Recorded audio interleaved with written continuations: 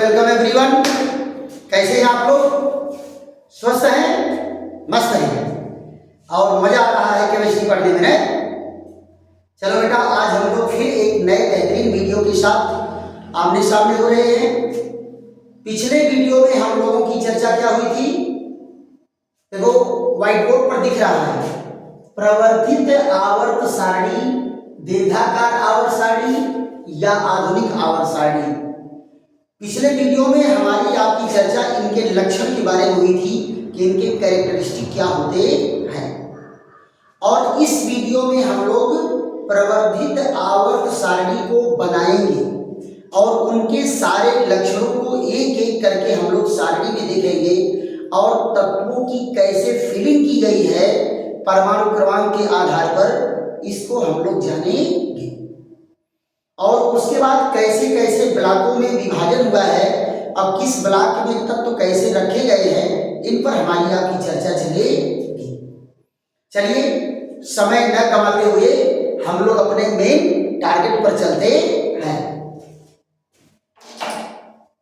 देखो बेटा, आपको मैं बताया था कि इस आवर्त सारणी में कुल 8 खड़े कॉलम हैं। अरे 18 खड़े कॉलम हैं।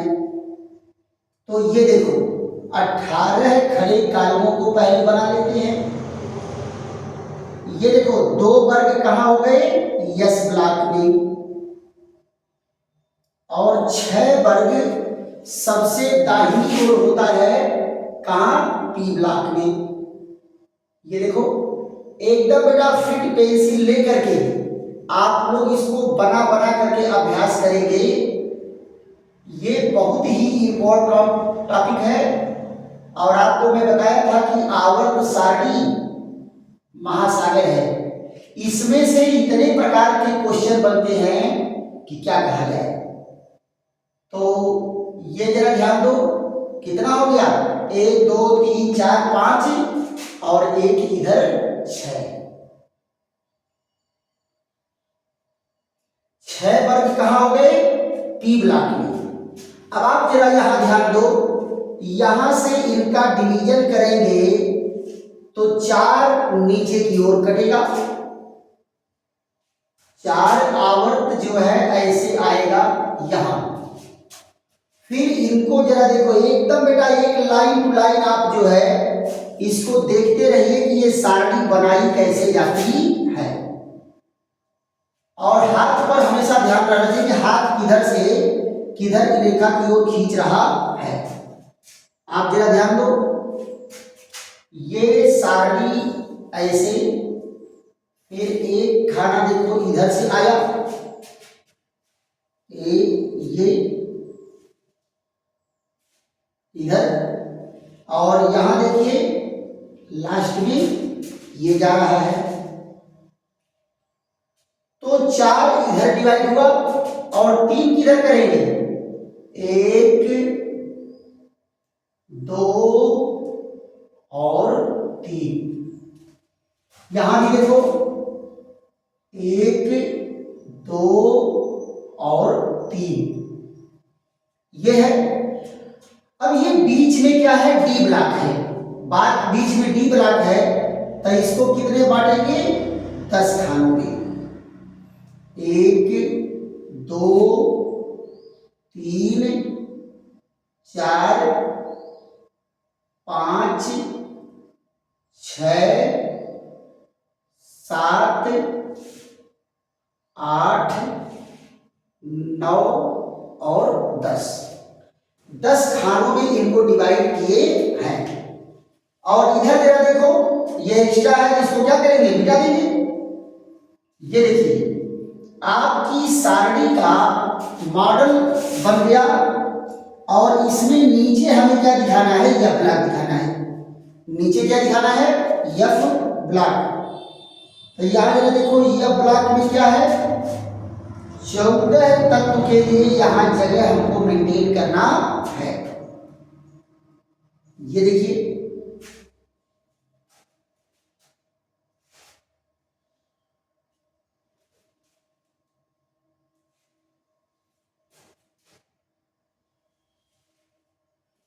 यहां देखिए ये क्या है, इधर 1 2 3 4 5 6 7 8 9 10 11 12 13 14 तत्वों के लिए ये बन गया। अब आप जरा देखो, इस सारणी में सबसे बाईं ओर क्या है, सबसे बाईं ओर यस ब्लॉक है। सबसे बाईं ओर कौन सा ब्लॉक है, यस ब्लॉक। यस उपकोष में 2 वर्ग भरता है, 2 इलेक्ट्रॉन भरता है, तो यस ब्लॉक में कितने हैं, 2 वर्ग। और इधर देखो सबसे दाहिनी ओर 6 वर्गों का क्या है, पी ब्लॉक। क्यों, क्योंकि पी उपकोष में 6 इलेक्ट्रॉन भरता है। इधर देखो डी उपकोष में 10 इलेक्ट्रॉन भरता है, तो बीच में है डी ब्लॉक। और एफ में 14 भरते हैं, तो ये 14 तत्वों की 2 श्रेणी है, जिसको कहते हैं यह ब्लॉक। देखो बेटा, 2 वर्ग का यस ब्लॉक, 6 वर्ग का पी ब्लॉक और 10 वर्ग का डी ब्लॉक और 14 तत्वों की जो श्रेणी बनी है वो यह ब्लॉक में है। अब जरा इनके वर्गों के बारे में देख लो, इनके वर्ग कैसे कैसे हैं। ये पहला है फर्स्ट ए, दूसरा है सेकेंड ए और तीसरा है थर्ड बी, चौथा फोर्थ बी, ये फिफ्थ बी, सिक्स्थ बी और यहां देखो सेवंथ बी। और ये देखिए 3 वर्गों का क्या है, 8वें वर्ग को मैं बताया 1 2 3 और यहाँ ये फर्स्ट बी है और ये सेकेंड बी। जरा यहाँ देखो, यहाँ से शुरू होगा थर्ड ए, सेकेंड ए वहाँ है, थर्ड ए यहाँ है और ये फोर्थ ए, ये फिफ्थ ए, ये सिक्स्थ ए, सेवंथ ए और लास्ट में कौन है, 0। लास्ट में कौन है, 0। अब जरा नंबर के आधार पर देख लो, 1 2 3 4 5 6 7 8 9 10 11 12 यहाँ देखो 13 14 15 16 17 और 18 वर्ग हैं खड़े कॉलम में। आवर्त की बात अगर करेंगे तो ये है फर्स्ट आवर्त, ये सेकंड आवर्त, ये थर्ड, फोर्थ, फिफ्थ, सिक्स्थ और सेवंथ। ये ना, इनको क्या कहते हैं, अति लघु। इसका नाम क्या है, अति लघु। पहले आवर्त को अति लघु क्यों, क्योंकि इसमें केवल 2 तत्व रहते हैं। ये दोनों आवर्त क्या है, लघु आवर्त है, लघु आवर्त। इसमें 8 तत्व होंगे। ये कौन है, दीर्घ है, दीर्घ आवर्त है, इसमें 18 तत्व होंगे।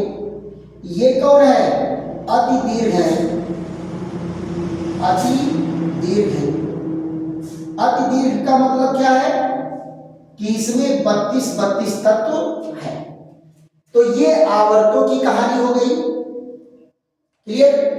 ये वर्ग है, 4 ब्लॉक का डिवीजन है।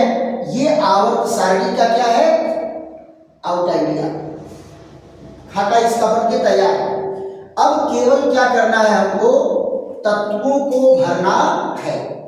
इस सारणी में तत्वों को भरना बहुत भौकाल नहीं, परमाणु भार नहीं, केवल परमाणु क्रमांक के आधार पर देखिए कैसे तत्व भर रहे हैं एक एक करके। देखो बेटा, पहले आवर्त में 2 तत्व रखा गया, हाइड्रोजन, और एकदम लास्ट में कौन रखा गया, हीलियम।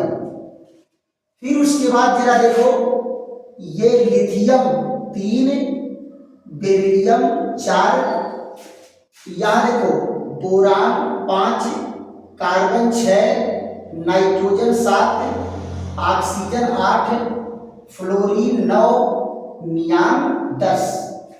ये हो गए। फिर यहाँ देखिए सोडियम 11, मैग्नीशियम 12, यहाँ देखिए एल्युमिनियम 13, सिलिकॉन 14, फास्फोरस 15, सल्फर 16 और क्लोरीन 17, आर्गन 18। ये यहाँ देखिए पोटेशियम 19, कैल्शियम 20 है ना। और यहाँ पर जरा देखो बेटा, ये 10-10 तत्वों की डी ब्लॉक में 4 श्रेणियां होती हैं 10-10 तत्वों की। तो ये श्रेणी देखो जब चौथा आवर्त चलेगा तो ये चलेगा 3D श्रेणी, और जब 5वां आवर्त चलेगा तो चलेगा 4D श्रेणी, जब 6वां आवर्त चलेगा तो ये चलेगा 5D श्रेणी, और ये 6D श्रेणी। ये 14-14 तत्वों का 10-10 तत्वों की 4 श्रेणी, यानी 10 चौक 40 तत्व रखे जाते हैं। अब जरा यहाँ ध्यान दो, चौथे आवर्त में 4s में 2 इलेक्ट्रॉन भरने बाद, याद करो आप बाउ का इलेक्ट्रॉनिक विन्यास, 4s में 2 इलेक्ट्रॉन भरने बाद किसमें इलेक्ट्रॉन जाता है? 3D में। तो यहाँ 3D को याद करिए, स्कैंडियम 21, टिटेनियम 22, वेनेडियम 23, क्रोमियम 24 और मैग्नीज 25, आयरन 26, कोबाल्ट 27, निकिल 28। ये देखिए, फिर कापर 29 और जिंक 30। भर गया ना? 10 तत्व कहाँ गए? इसमें आ गया डी ब्लॉक में। अब 30 के बाद देखो 3B के बाद कौन भरता है? 4P। तो एल्युमिनियम के बाद गैलियम 31, जर्मेनियम 32, आर्सेनिक 35 और ये कौन है? सिलेनियम 34 और ये ब्रोमीन 35 और क्या है? ये आपका आ जाएगा क्रिप्टॉन 36। जिसका संकेत और नाम नहीं आता है बेटा, उनका परमाणु क्रमांक केवल लिख करके आगे बढ़ जाओ, है कि नहीं? फिर यहां देखिए रुबिडियम 37, स्ट्रैंसियम 38। अब देखो नाम नहीं याद आ रहा है तो यहां लिखो 39। देखो बेटा 5s2 के बाद 39 से 48 तक कहा जाता है? 4D में। तो ये कौन है? 40, 41, 42, 43, 44, 45, 46, 47 और 48। देखो तो 39 से 48 तक 10 इलेक्ट्रॉन कहाँ गए? 4D में। तो 4D में तत्वों को रखा गया है। फिर यहाँ देखिए गैलियम के बाद इंडियम का कितना है? 49, जर्मेनियम के बाद टिन 50, आर्सेनिक के बाद एंटीमनी 51 और सिलिनियम और टेल्यूरियम ये 52। फिर उसके बाद कौन है? आयोडीन ये 53 और फिर कौन है? जीनान 54। अब देखो बेटा 7वें आवर्त में भरना है, अरे 6वें में। तो रुबिडियम के बाद कौन है? सीजियम 55। यहाँ देखो कौन है? बेरियम 56 और उसके बाद कौन है? लैंथेनम 57। और यही आपको मैं बताया हूं कि लैंथेनम 57 से आगे के 14 तत्व निकाल के कहाँ रखे गए हैं? यहाँ रखे गए हैं। लैंथेनम 57 से आगे के 14 तत्व कहाँ हैं? इस श्रेणी में रखे गए हैं। तो कैसे रखे गए बेटा? 58, 59, 60, 61, 62, 63, 64, 65, 66, 67, 68, 69, 70, 71। ये 58 से 71 तक रखा गया है किस सीरीज में? Lanthanide series.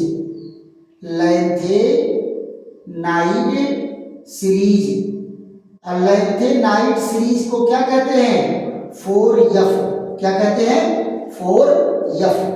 अब 71 के बाद 72, 73, 74, 75 और ये 76, 77, 78, 79 और 80। देखो बेटा, पहले एक तत्व आ गया 97 वाला, फिर 9 तत्व बाद में भरे। फिर यहां देखिए गैलियम इंडियम के बाद है थाइलियम, ये कौन है 81। अब फिर उसके बाद कौन है लेड 82 और इसके बाद कौन है बिस्मथ 83। देखो बेटा, बिस्मथ के आगे वाले जितने तत्व हैं परमाणु क्रमांक 82 के बाद वाले सब रेडियो एक्टिव है। क्या है रेडियो एक्टिव। अब यहां देखिए ये बिस्मथ के बाद ये आपका 83 और ये पोलोनियम 84, ये भी रेडियो एक्टिव है। और यहां देखिए ये एस्टेटिन, ये कौन है 85, ये भी रेडियो एक्टिव है। फिर कौन है रेडान 86, ये भी रेडियो एक्टिव है। फिर यहां देखो सीजियम के बाद फ्रेंसियम, फ्रेंसियम है 87, ये भी रेडियो एक्टिव है। रेडियम 88, ये भी रेडियो एक्टिव तत्व है। रेडियो एक्टिव तत्व का मतलब क्या होता है बेटा, ये इनके नाभिक अस्थाई नहीं होते, इनके नाभिक जो है निरंतर अपना रूप बदलते रहते हैं और नए नए तत्व बनते रहते हैं और इसमें से अल्फा बीटा गामा किरणें निकलती हैं। तो ऐसे तत्व जिनमें अल्फा बीटा गामा किरणें निकलती हैं वो क्या कहलाते हैं रेडियो एक्टिव तत्व कहलाते हैं। फिर यहां देखो, यहां से 14 तत्व निकल करके कहां गया, 14 तत्व निकल के आ गया एक्टिनाइड सीरीज में। कहा एक्टिनियम से आगे के, तो जरा देखो 90, 91, 92, 93, 94, 95, 96, 96, 97, 98, 99, 100, 101, 102 और 103।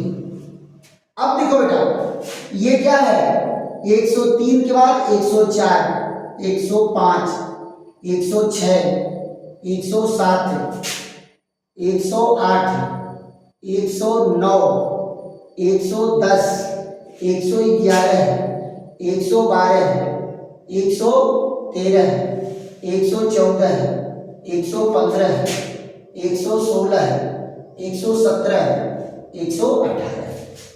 आपकी आवर्त सारणी पूरी भर गई नहीं बन गई, ये आवर्त सारणी। अब यहां जरा देखो इसको क्या कहेंगे, ये है एक्टिनाइड सीरीज।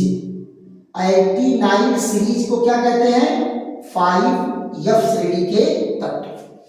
अब देखो बेटा, आपको मैं बताया था कि यूरेनियम 92 से आगे के सारे तत्व रेडियो एक्टिव हैं। ऐसे स्टार से दिखा देते हैं, सारे रेडियो एक्टिव हैं। ये देखो सब रेडियो एक्टिव हैं और अस्थायी नाभिक वाले हैं। लेकिन यूरेनियम 92 से आगे के जो तत्व हैं वो प्रकृति में नहीं पाए जाते। यूरेनियम 92 से आगे के तत्व क्या है प्रकृति में नहीं पाए जाते। ये मानव द्वारा लेबोरेटरी में बनाया गया है, मानव द्वारा लेबोरेटरी में बनाया गया है, इसलिए इनको एक अलग नाम दे देते हैं। क्या ट्रांस यूरेनियम एलिमेंट। क्या नाम दे देते हैं ट्रांस यूरेनियम एलिमेंट, इनका नाम होता है। क्लियर। तो ये बेटा आपकी आवर्त सारणी है और इसको देखो ऐसा नहीं है कि पहले बना दिया गया फिर आपको बताया गया है। आपके सामने एक एक लाइन बनाई गई है, तो 2 बार 3 बार इसको देखिए और फिर पेंसिल ले करके खूब बढ़िया से बना करके इसका अभ्यास कर लीजिए। आपको मैं बताया था कि जिस बच्चे का आवर्त सारणी और तत्वों के आवर्ती गुण कन्फर्म है वो जो है बहुत ज्यादा केमिस्ट्री में उसकी पकड़ रहेगी। देखो एक बार फिर से ध्यान दो, 2 वर्गों का यस ब्लॉक, 6 वर्ग का पी ब्लॉक और 10 वर्ग का डी ब्लॉक। डी ब्लॉक में 4 श्रेणियां 3D, 4D, 5D, 6D और ये एफ ब्लॉक में क्या है 14 तत्वों की 2 सीरीज है। अच्छा, एक प्रश्न आपके मन में आ रहा होगा कुतूहल कि इनको काहे जो है नीचे रखा गया है। अच्छा ये बताओ, किसी भी परिवार का एक नियम होता है।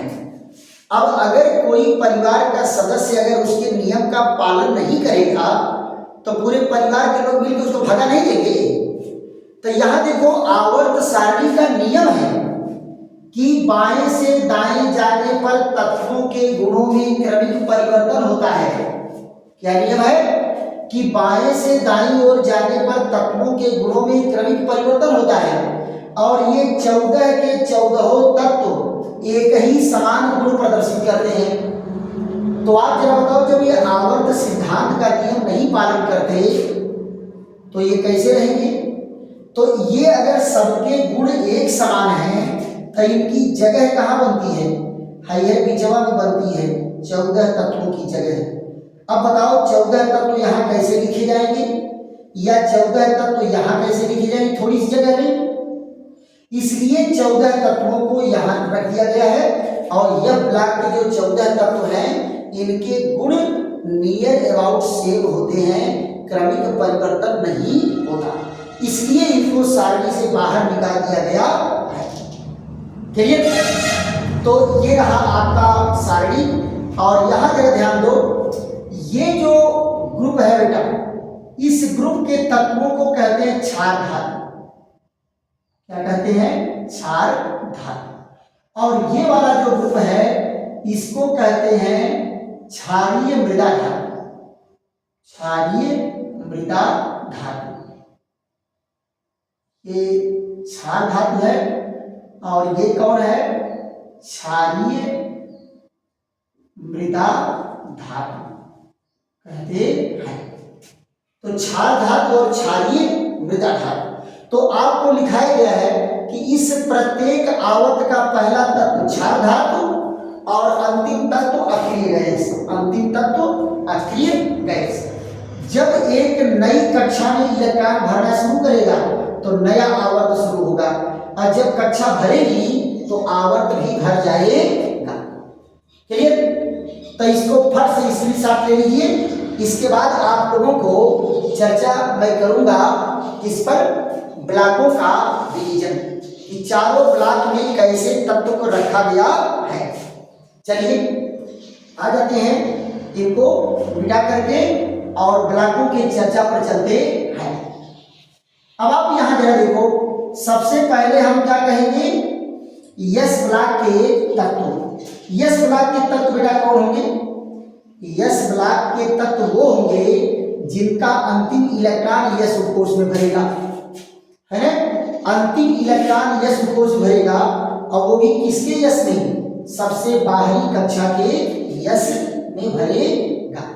तो अगर इलेक्ट्रॉन यस उपकोष में भरा तो यस ब्लॉक का तत्व, इलेक्ट्रॉन पी उपकोष में भरा तो पी ब्लॉक का तत्व, इलेक्ट्रॉन एफ उपकोष में भरा तो एफ ब्लॉक का तत्व, डी उपकोष में भरा तो डी ब्लॉक का तत्व, है ना? तो यहां जरा देखो, सबसे पहले हमारी आपकी चर्चा कहाँ होगी? यस ब्लॉक के तत्व। यस ब्लॉक के तत्व, इसमें क्या होगा बेटा? पहला पॉइंट, अंतिम इलेक्ट्रॉन। अंतिम इलेक्ट्रॉन बाह्यतम कोश, बाह्यतम कोश के यस उपकोष, यस उपकोष में भरता है। इसकी क्या है कि अंतिम इलेक्ट्रॉन बाह्यतम कोश के यस उपकोष में भरता है तो क्या कहलाएगा? यस ब्लॉक का तत्व कहलाएगा। दूसरा पॉइंट जरा देखो, यस ब्लॉक को, यस ब्लॉक को सबसे बाईं ओर, सबसे बाईं ओर दो वर्ग, दो वर्ग कौन है? फर्स्ट ए सेकेंड ए में रखा गया है, रखा गया है। यस ब्लॉक के तत्वों को कहाँ रखा गया है? सबसे बाईं ओर दो वर्ग में रखा गया है। क्लियर? उन दोनों वर्गों के नाम क्या हैं? फर्स्ट ए सेकेंड ए। यहां जरा देखो तीसरे पॉइंट में क्या है कि इनका सामान्य इलेक्ट्रॉनिक विन्यास है, इनका सामान्य इलेक्ट्रॉनिक विन्यास, सामान्य इलेक्ट्रॉनिक विन्यास क्या है? यहां देखो 1s1 और यहां 1 की जगह पर n कर दो, ns1 और ns2 होता है। यानी s उपकोष में पहला इलेक्ट्रॉन भरा तो फर्स्ट ए, दूसरा भरा तो सेकेंड ए, है ना? होता है। ये इनका सामान्य इलेक्ट्रॉनिक विन्यास है। क्लियर? सामान्य इलेक्ट्रॉनिक विन्यास है। चौथे पॉइंट में क्या कहा? फर्स्ट ए वर्ग के तत्व, फर्स्ट ए वर्ग के तत्व कौन है? क्षार धातु। और सेकेंड ए वर्ग के तत्व, सेकेंड ए वर्ग के तत्व क्या होते हैं? क्षारीय मृदा धातु। क्या होते हैं? क्षारीय मृदा धातु होते हैं। क्लियर? तो कहाँ रहेगा बेटा? एकदम बाईं ओर दो वर्ग आपको दिखाया गया है और यहाँ क्या लिखे हैं? फर्स्ट ए और ये सेकेंड ए। तो फर्स्ट ए का इलेक्ट्रॉनिक विन्यास ns1 और इसका ns2। तो ये है बेटा यस ब्लॉक सबसे बाईं ओर है और आप अभी पढ़ करके आ रहे हैं। ऐसे जो है इनका ब्लॉक बना हुआ है। दूसरा क्या है बेटा? पी ब्लॉक के तत्व। दूसरा क्या है? पी ब्लॉक के तत्व। पी ब्लॉक के तत्वों की जरा कहानी देखो तो पी ब्लॉक के तत्व को क्या कहा गया है?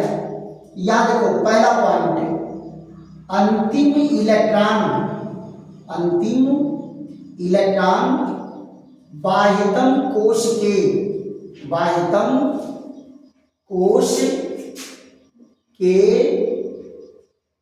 पी उपकोश, पी उपकोश में भरता है, पी उपकोश में भरता है। यानी बाह्यतम कोश के पी उपकोश में भरेगा, सबसे बाहरी कक्षा के पी उपकोश में भरेगा। यहां देखो बेटा क्या कहा गया?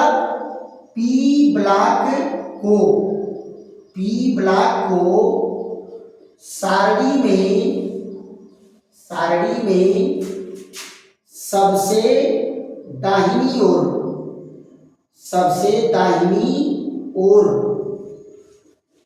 सबसे दाहिनी ओर 6 वर्ग, 6 वर्ग में। अब 6 वर्ग कौन कौन है?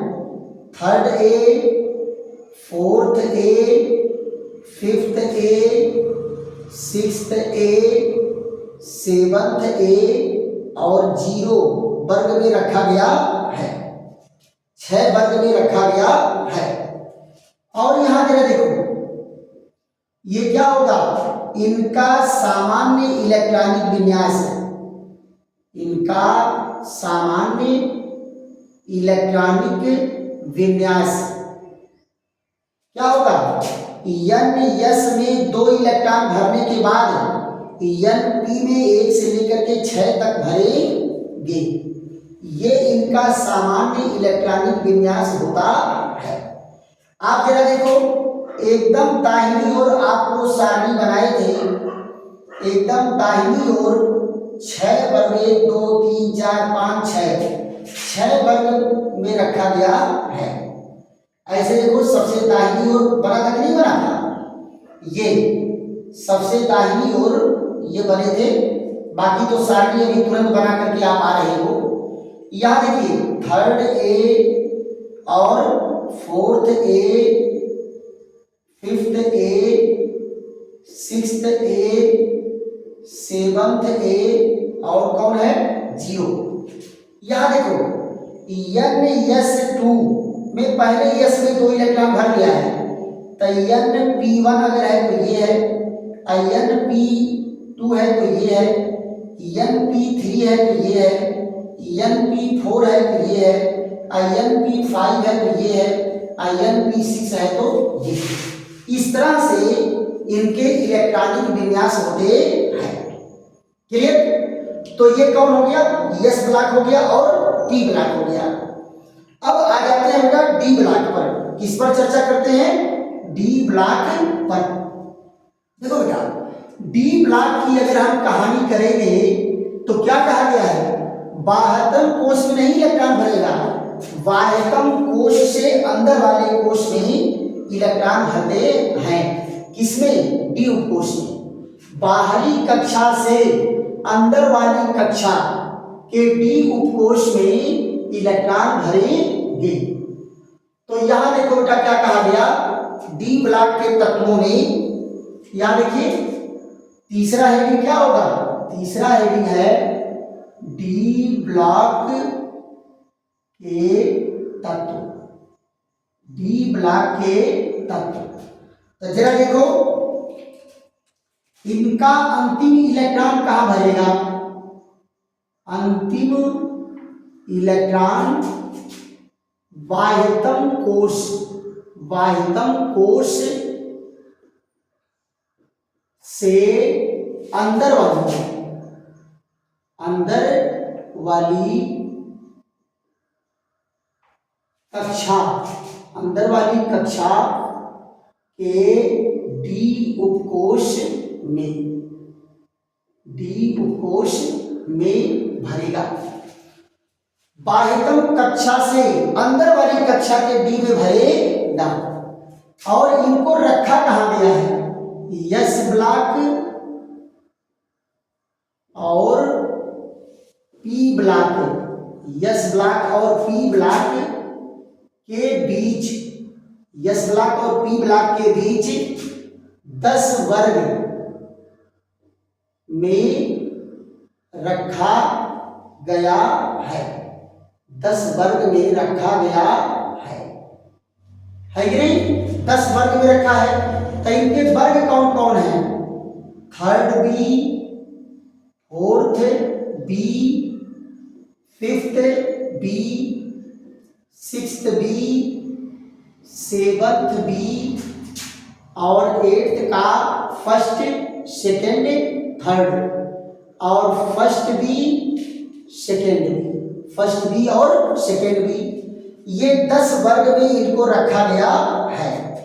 तीसरे पॉइंट में क्या कहा गया कि 4 श्रेणियां हैं, इनमें क्या है, 4 श्रेणियां हैं।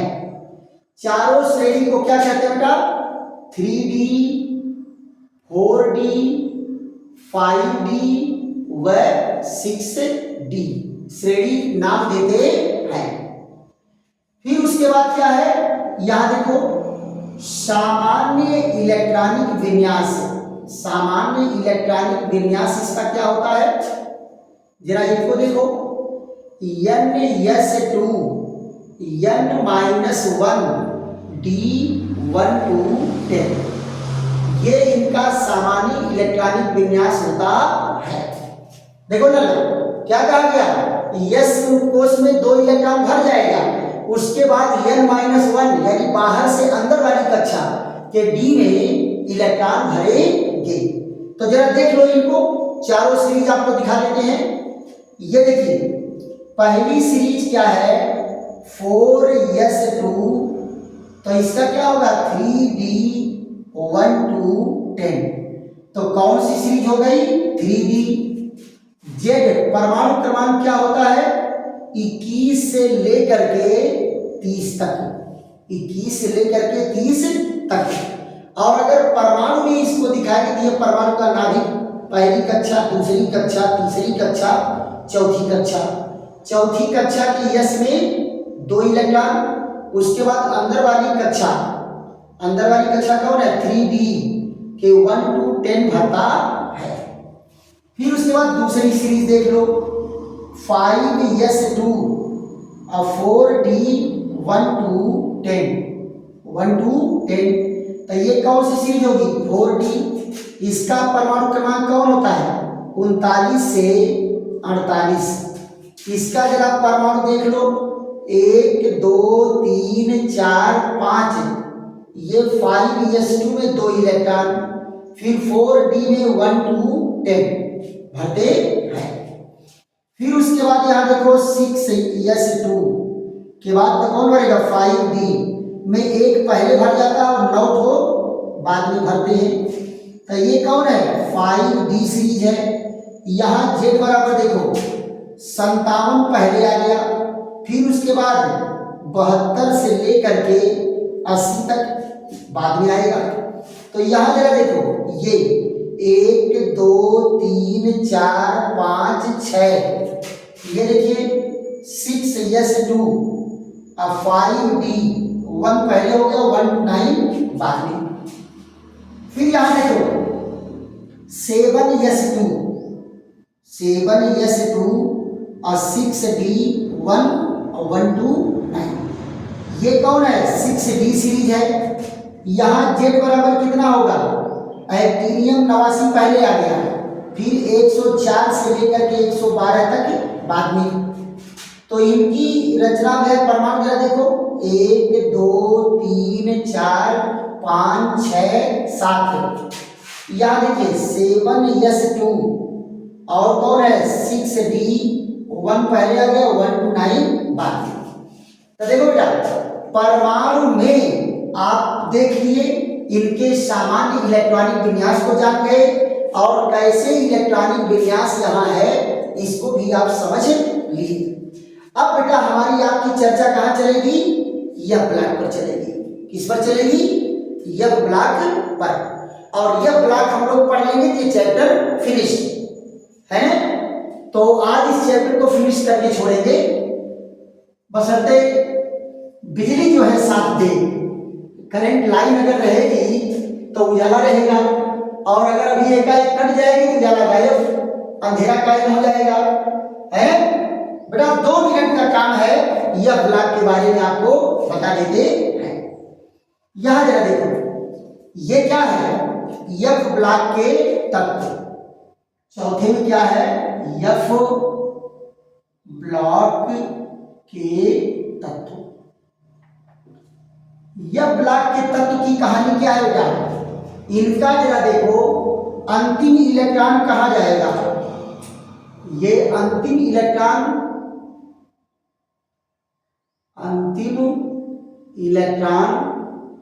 बाह्यतम कोश से अंदर की दूसरी कक्षा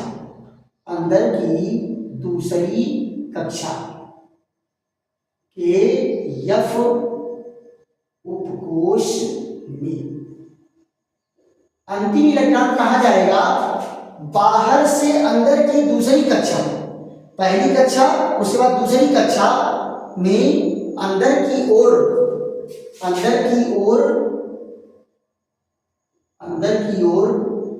दूसरी नहीं बल्कि तीसरी लिख लो। अंदर की ओर तीसरी कक्षा,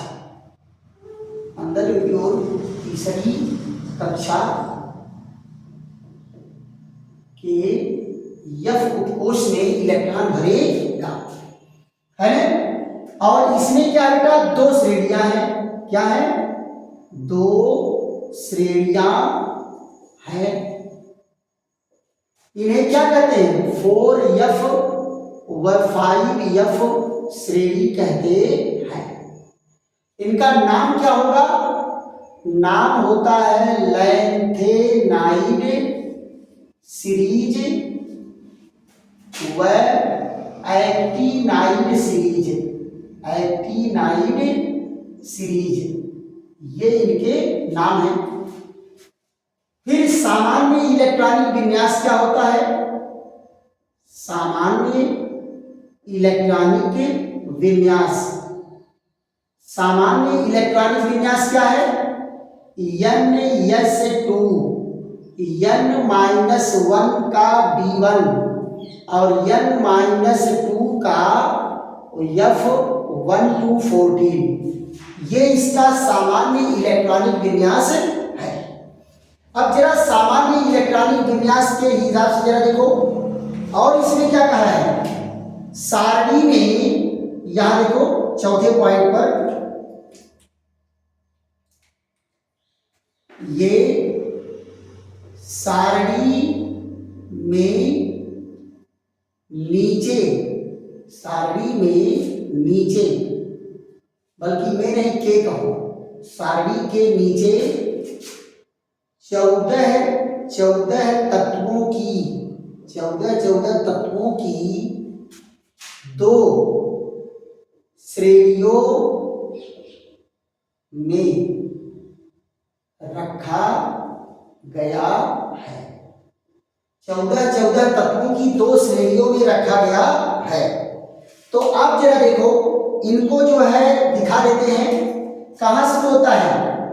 6S2 5D1 और 4F1214, तो कौन सी सीरीज होगी? 4F श्रेणी, 4F श्रेणी। ये Z बराबर क्या होगा?